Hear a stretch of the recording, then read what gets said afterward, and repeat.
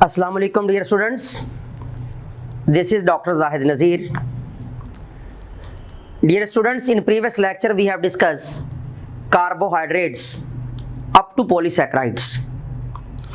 Dear students, you know very well polysaccharides हम discuss कर चुके हैं higher molecular weight sugar, because in case of polysaccharides there will be 100 up to thousands of monomers, ठीक है, are there, that's why they are called polysaccharides.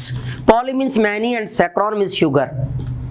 They are water insoluble, हम इनके features पढ़ चुके हैं. They are bitter in taste, कड़वे होते हैं, ओके, और ये जो है वो insoluble in water, higher molecular weight sugar.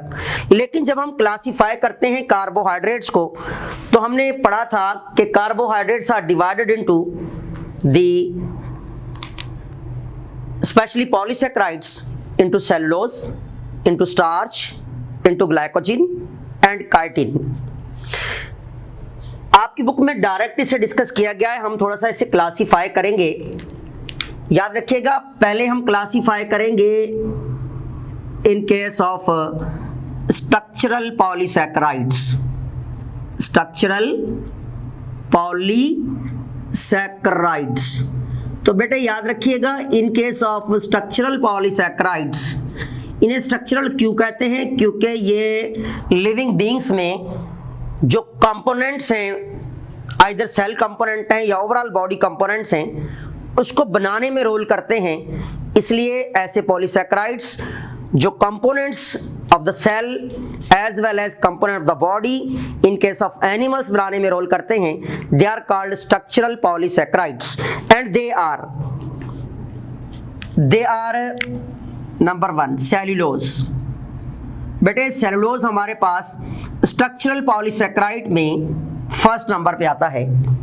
You know very well cellulose is the component of plant cell wall. Cellulose is component of plant cell wall.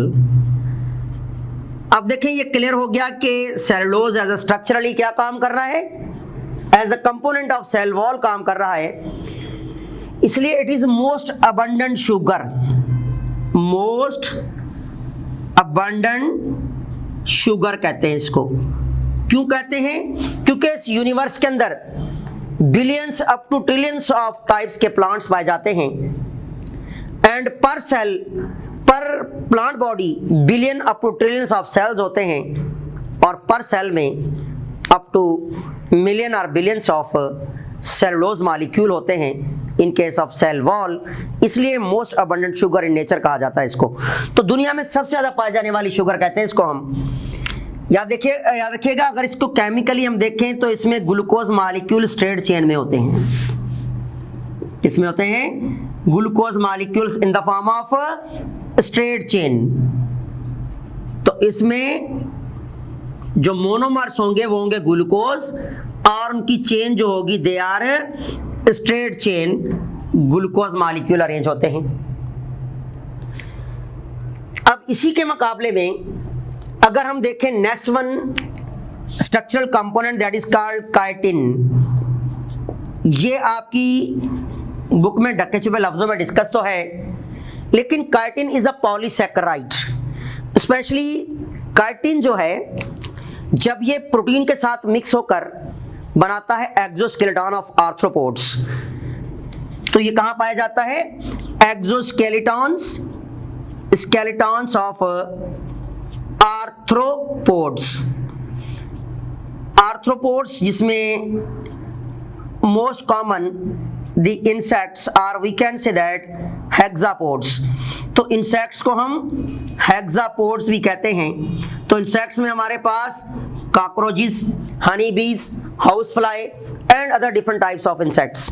इनकी body के ऊपर एक कवर होता है, वाटरप्रूफ कवरिंग होती है, इसे हम नाम देते हैं एक्सोस्केलेटन, और इन एक्सोस्केलेटन को हम दूसरे लफ्जों में नाम देते हैं क्यूटिकल्स.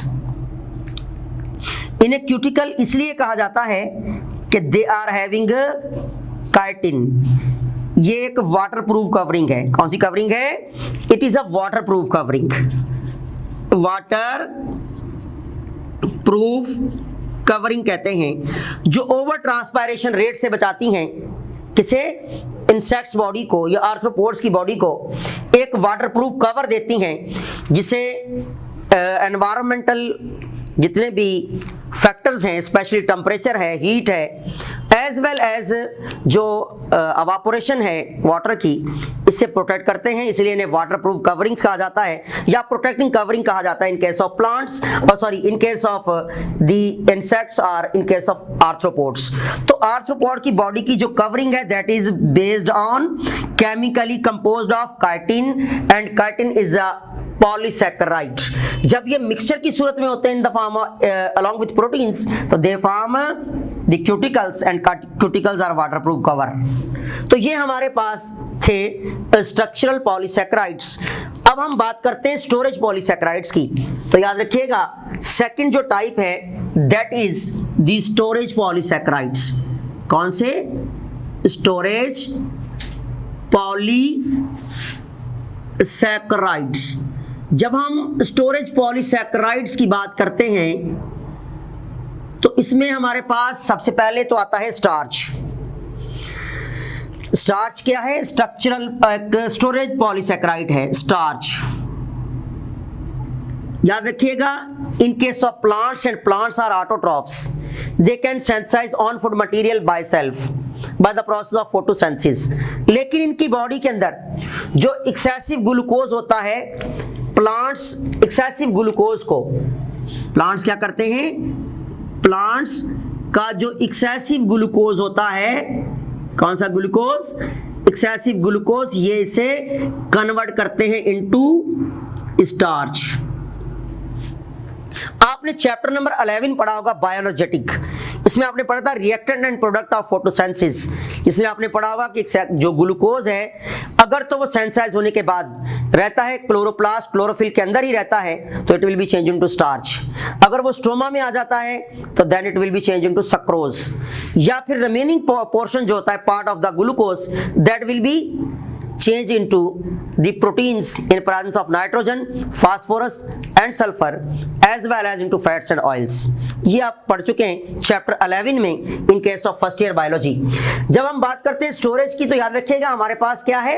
दी प्लांट्स का जो एक्सेसिव ग्लूकोज है वो स्टार्च में कन्वर्ट होता है, और स्टार्च की फॉर्म में ये स्टोर करते हैं ग्लूकोज को। और अगर हम इनकी स्ट्रक्चर वाइज देखें तो इनके पास जो हमारे पास एक एग्जाम्पल है दैट इज अमाइलोज। अमाइलोज जो एग्जाम्पल है that is straight chain glucose molecules.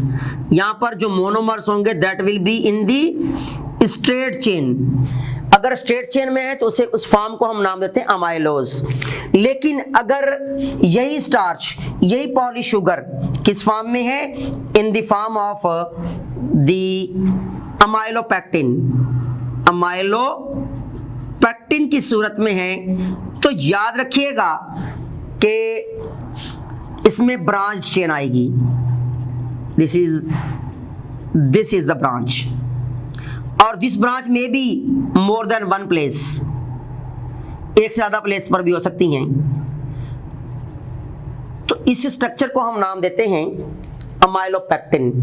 तो अब हमें क्लियर हो गया कि प्लांट्स अपना एक्सेसिव ग्लूकोज स्टार्च की फॉर्म में, और स्टार्च की टाइप है या तो अमाइलोज या फिर अमाइलोपेक्टिन, इस सूरत में जमा करते हैं।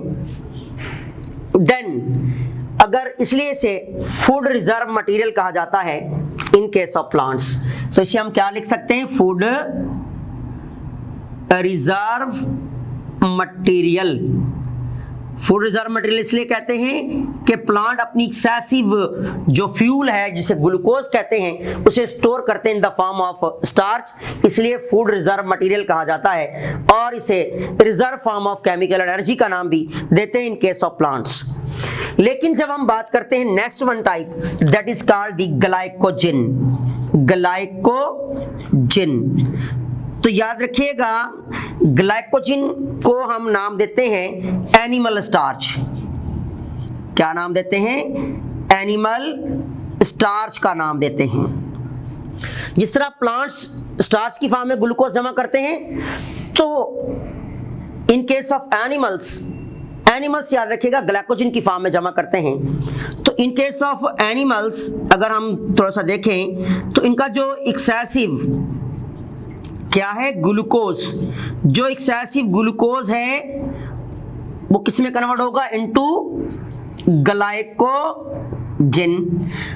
और कौन कन्वर्ट करवाता है, liver, under stimulation of hormone that is called insulin. जब आप ग्लूकोज मेटाबॉलिज्म की बात करते हैं तो आपने इंटर क्लास में पढ़ा होगा फंक्शन ऑफ लिवर, तो उसमें आपने पढ़ा था कि जो एक्सेसिव ग्लूकोज है, जब आपका ब्लड ग्लूकोज लेवल राइज होता है तो आपके पेनक्रियाज में से एक हार्मोन निकल रहा होता है जिसे आप नाम देते हैं इंसुलिन, और जो ग्रुप ऑफ टिश्यू खारिज करते हैं, एक्सक्रीट करते हैं किसको, इस हार्मोन्स को से कहते हैं आइल्स ऑफ लैंगरहैंस। वहां से निकलने वाला हार्मोन जैसे आपके लिवर में आता है और लिवर के सेल्स को स्टिमुलेट करेगा कि ब्लड लेवल, ग्लूकोज लेवल बढ़ गया है, तो ग्लूकोज का जो मेटाबॉलिज्म है, ग्लूकोज का जो स्टोर होने का अमल है वो शुरू हो जाएगा, और लिवर जो है वो एक्सेसिव ग्लूकोज को ग्लाइकोजन में कन्वर्ट करके या तो अपने पास जमा कर लेगा या फिर मसल में मुंतकिल कर देगा कि मसल्स के अंदर जमा हो जाए जाके, and use for rainy days, store for rainy days. तो ये कहां जमा होगा, इन द लिवर सेल्स, जिन्हें हम नाम देते हैं हेपाटिक सेल्स। तो हमारे जो हेपाटिक टिश्यूज और सेल्स हैं इनमें एक्सेसिव ग्लूकोज ग्लाइकोजन की फॉर्म में जमा होता है। In case of human being और higher animals as well as in case of muscle cells. तो मसल सेल्स में या मसल टिश्यूज में एक्सेसिव ग्लूकोज जमा किया जाता है for what, for rainy days. Rainy days कहते हैं मुश्किल हालात में, कि जब आपकी बॉडी का ग्लूकोज लेवल गिर रहा होता है तो आपकी बॉडी हर मुमकिन कोशिश करती है कि आपकी बॉडी के अंदर कहीं भी ग्लाइकोजन जमा है तो उसे तोड़ के आपके ग्लूकोज लेवल को हाई कर दिया जाए, ताकि आपका जो सर्वाइवल है, आपका जो बॉडी का होम्योस्टेसिस है वो बैलेंस में रहे और आपकी बॉडी एक्टिविटी कर सके। तो याद रखिएगा ये था हमारे पास दी ग्लाइकोजन, जो कि जिसे एनिमल स्टार्च का नाम देते हैं। इट मींस इसके पास भी स्ट्रेट चेन भी हो सकती हैं मोनोमर्स की। अगर आप मेडिकल बायोकेमिस्ट्री पढ़ेंगे तो आगे एमबीबीएस पार्ट 1 में इंशाल्लाह जरूर आप पढ़ेंगे, तो वहां पर आपको ग्लाइकोजन की डिफरेंट टाइप्स बताई जाएंगी, जिसमें स्ट्रेट चेन भी होंगे, मोनोमर्स एज वेल एज जो है वो ब्रांच की फॉर्म में भी मिलेंगे। तो याद रखिएगा ये हमारे पास थे स्टोरेज पॉलीसैकेराइड्स, जिनमें स्टार्च फॉर प्लांट्स और ग्लाइकोजन फॉर द एनिमल्स। इसी तरह अगर हम बात करते हैं in case of function of carbohydrates, तो फंक्शन ऑफ कार्बोहाइड्रेट्स में हमारे पास जो फंक्शंस हैं, फंक्शंस ऑफ कार्बोहाइड्रेट्स। तो बेटे कार्बोहाइड्रेट्स जो है एनर्जी रिजर्व मॉलिक्यूल हैं, इसलिए कार्बोहाइड्रेट्स हमारी बॉडी का फ्यूल है। क्या है? फ्यूल। जिस तरह आपकी बाइक या आपकी गाड़ी या कार जिसे कह लें विदाउट पेट्रोल नहीं चल सकती, तो इन case of living beings body का कोई भी फंक्शन, बॉडी की कोई भी activity without glucose, without carbohydrate नहीं चलती। तो ग्लूकोज को हम नाम देते हैं द बॉडी फ्यूल और ग्लूकोज कार्बोहाइड्रेट हैं, इसलिए इसे दूसरे लफ्जों में क्या कहते हैं? So the body fuel is carbohydrates in the form of glucose, इसलिए बॉडी फ्यूल, या इसे हम नाम देते हैं रिजर्व फूड मटेरियल, या इसे नाम देते हैं reserve chemical energy. Reserve chemical energy कौन दे रहे होते हैं हमें? कार्बोहाइड्रेट्स। फिर याद रखिएगा कि कार्बोहाइड्रेट्स हमारी बॉडी में जो एनर्जी जनरेट करते हैं वो 1 ग्राम कार्बोहाइड्रेट्स, याद रखिएगा, प्रोवाइड करेगा 4 calorie energy.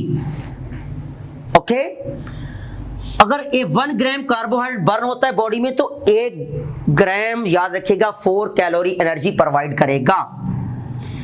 As well as याद रखिएगा component of plant cell wall, हमने पढ़ा पीछे as a cellulose, as well as plant food reserve material, वो पीछे हमने क्या पढ़ा है, cellulose, starch, as well as in case of the animals component of exoskeleton. Exoskeleton means cuticles, means external covering. Cuticles are external coverings. In case of arthropods,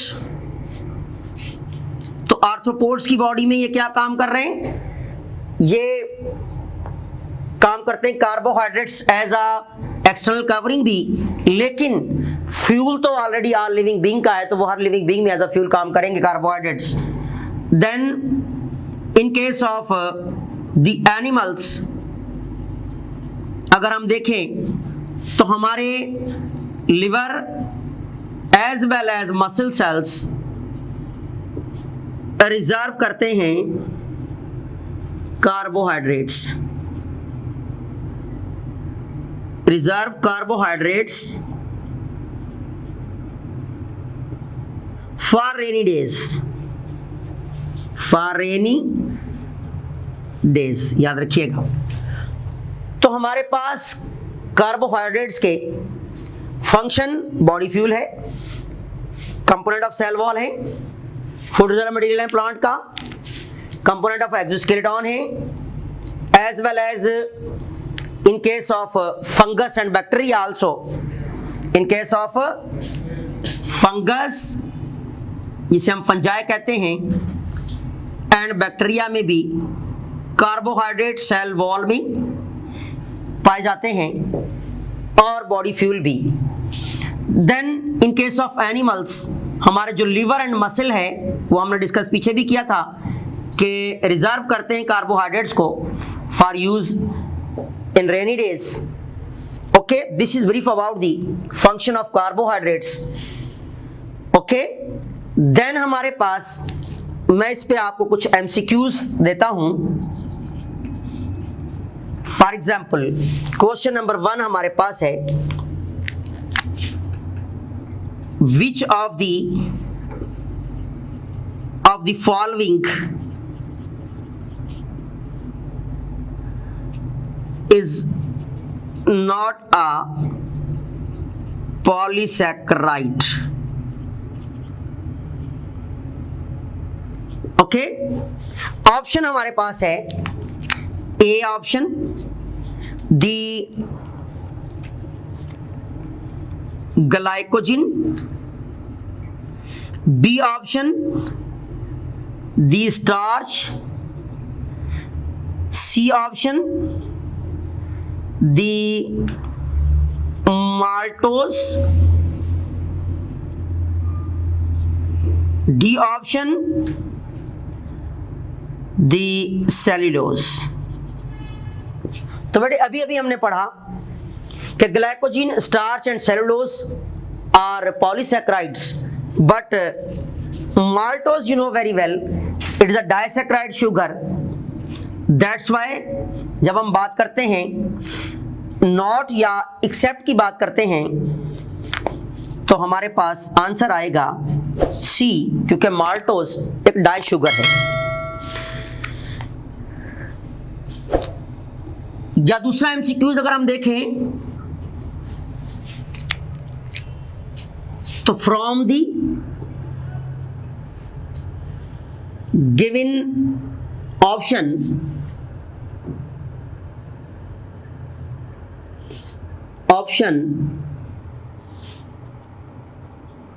which of the following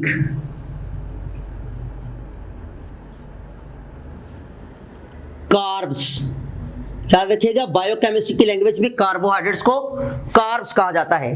carbs are sweet in taste,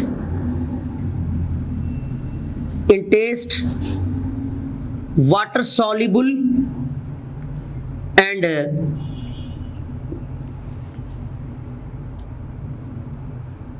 mono sugars. तो हमारे पास कह रहा है कि वो कौन सी sugar है जो स्वीट इन टेस्ट है, वाटर सोल्यूबल है और खुद मोनो शुगर है। तो ऑप्शन हमारे पास होगा ए। ऑप्शन ए में याद रखिएगा, अगर हम ऑप्शन ए की बात करते हैं तो अगर हम ऑप्शन देते हैं दी लैक्टोज, बी ऑप्शन है स्टार्च, सी ऑप्शन है दी फ्रक्टोज, डी ऑप्शन है दी dextrin.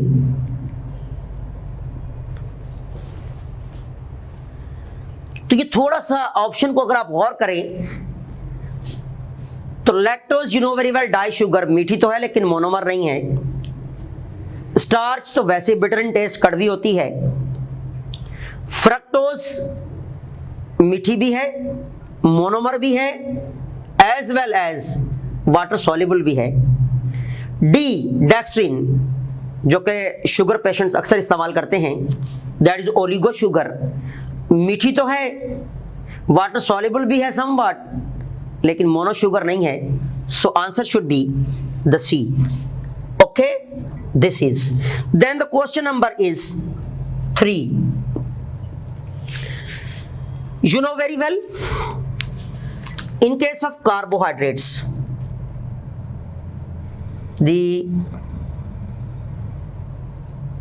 which of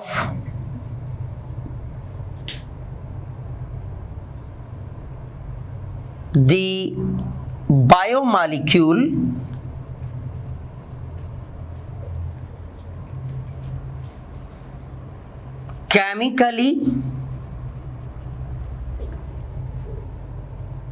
chemically polyhydroxy aldehyde or ketone?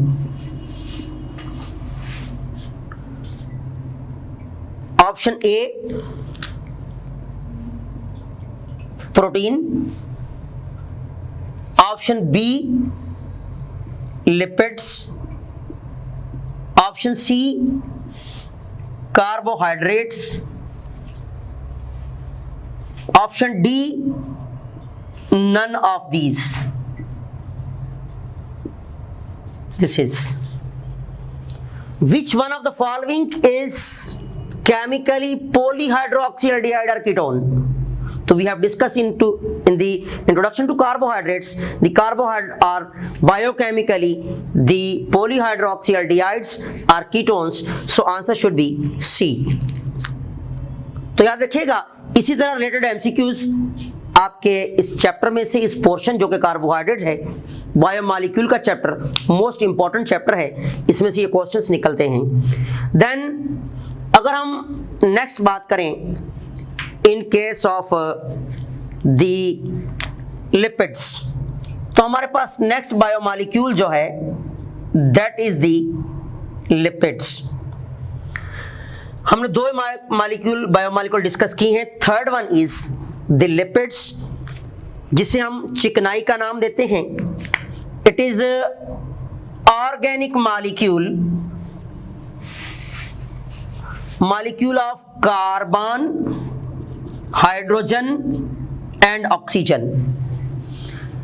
The ratio of hydrogen and oxygen much lesser.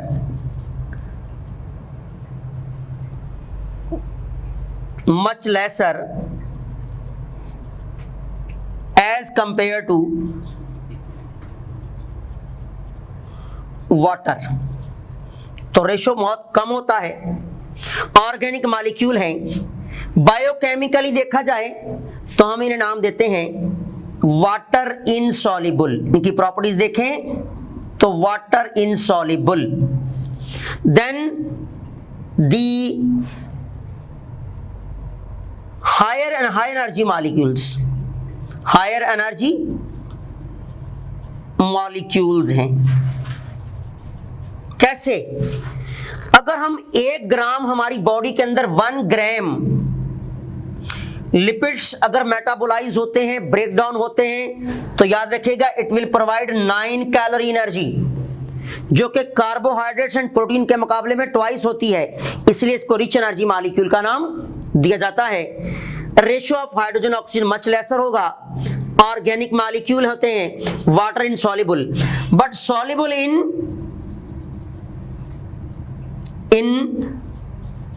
Organic solvents like that benzene,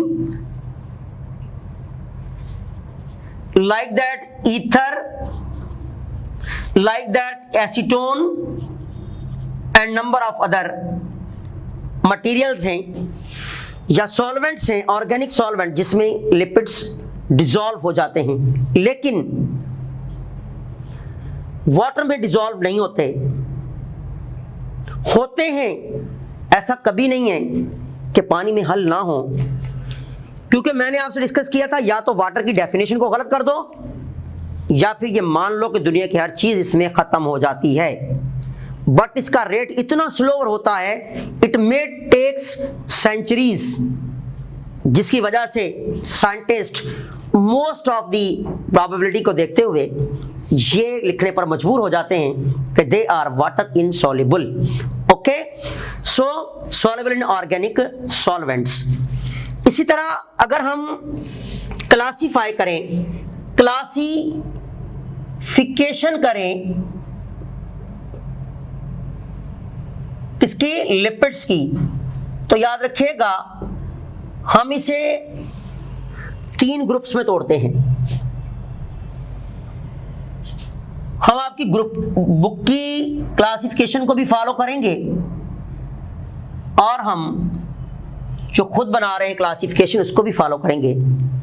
तो याद रखिएगा कि biochemistry में अगर देखा जाए, मेडिकल बायोकेमिस्ट्री में, तो लिपिड्स को क्लासिफाई किया जाता है into simple lipids,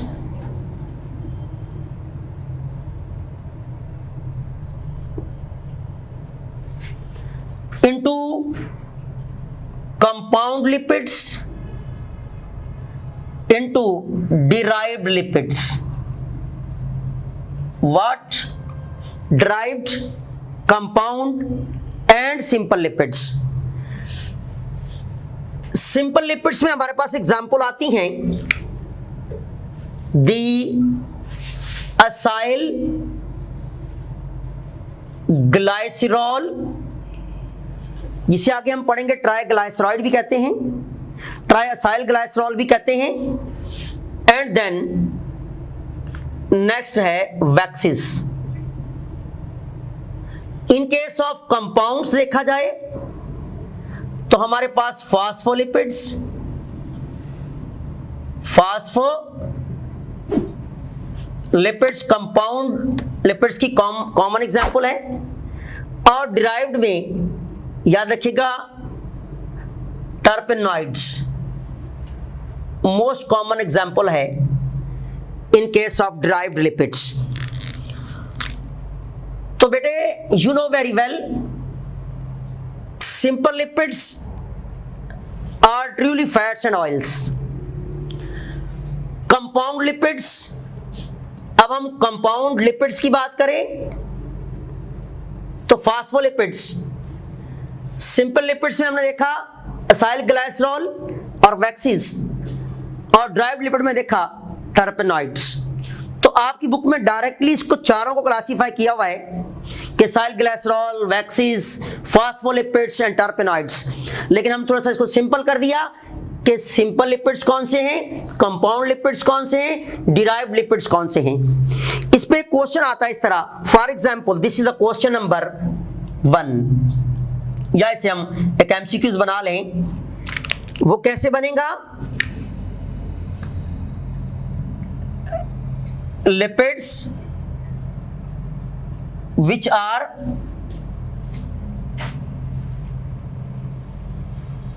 called as